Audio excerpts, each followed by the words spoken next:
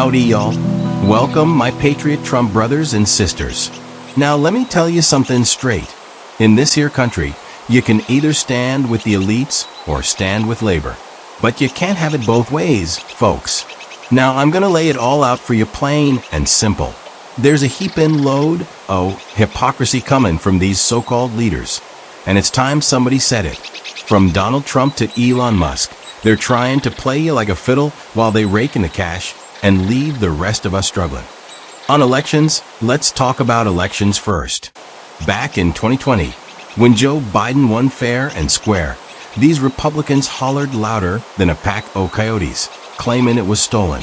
Heck, they even stormed the Capitol on January 6th, egged on by Trump himself. But now in 2024, they're singing a different tune, telling us to respect the results, while their leader's a convicted felon. Now, how can they tell us to respect the law when their own fella don't give a hoot about it? They're just picking and choosing when the rules apply, and that don't sit right with me. On immigration, next up is immigration. They're out here telling hardworking families to go back where they came from, even when those families have kids born right here in the good old US of A. And don't y'all forget about Melania Trump. She worked here undocumented and got her papers quicker than butter melts on a biscuit. Then there's Elon Musk, suggesting that US citizens married to undocumented folks should just up and leave the country too. Now, I don't know about y'all, but that sounds about as un-American as it gets. Family values? Give me a break. These Republicans are ripping families apart faster than a dog shreds a bone. On profiteering, here's the real kicker. They ain't just making noise about immigrants for fun. They're profiting off it. That's right. Private equity firms and corporations like CoreCivic and Geo Group are making billions off for-profit detention centers. They're herding folks like cattle and Logan all the way to the bank. It reminds me of some dark times in our history, like when we rounded up Japanese Americans during World War II. This ain't just wrong, it's downright evil. And yet, here we are letting it happen all over again.